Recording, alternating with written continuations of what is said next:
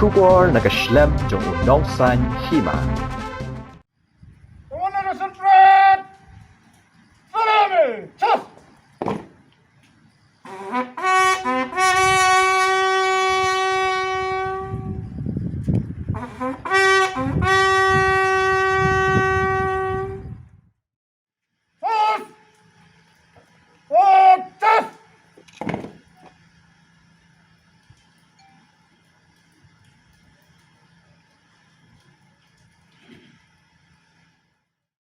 Pulit ka Wjhd Hills District, kilayas nok tilang batkari, ban Kynmaw Burom ya ka Police Commemoration Day, ni kasngi Kynmaw Burom ki Pulit, ki balapaya la ka jingim, hakapor bagi pendep ya ka kamram.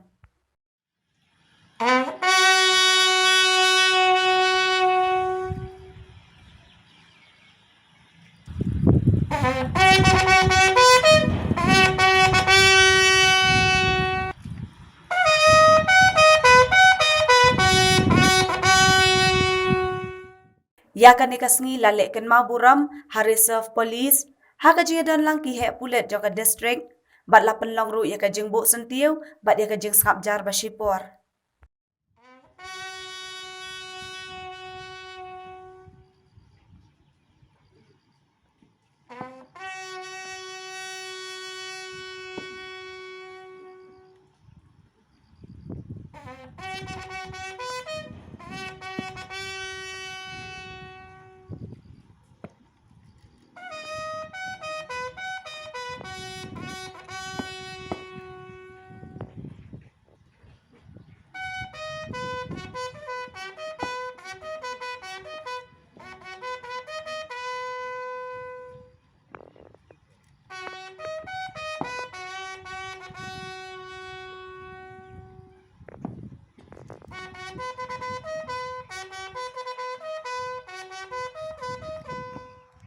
Ka Police Commemoration Day kadai kasngi ban Kynmaw Burom ru ya kisi phongon ki Pulit ki balapha ya ka jingem ha ka arphoi tarik urisau jong usnem chi hajar khandai spa san pho khandai haladak kat badang ya khun bat kisi pai China nakadaw ka jing ya ka Japun.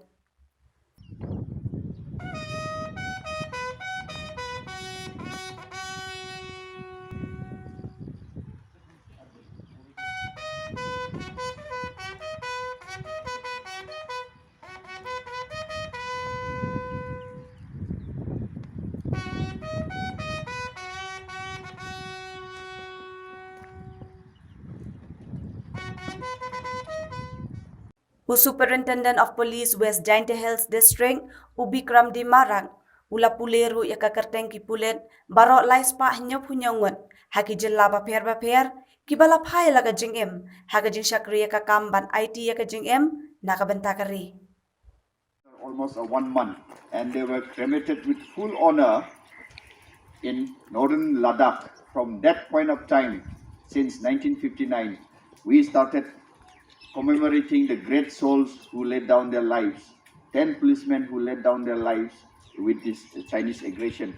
I'll give you a brief of all the steps in alphabetical manner before I read out the names. In Andhra Pradesh, 11 police personnel had laid their lives. Arunachal Pradesh, 3. Assam, 7. Bihar, 6. Chhattisgarh, 32. Himachal Pradesh, 4. Jharkhand, 4. Karnataka, 16. Kerala, 2. Madhya Pradesh, 15. Manipur, 3. Meghalaya, 1. Odisha, 4. Punjab, 2. Rajasthan,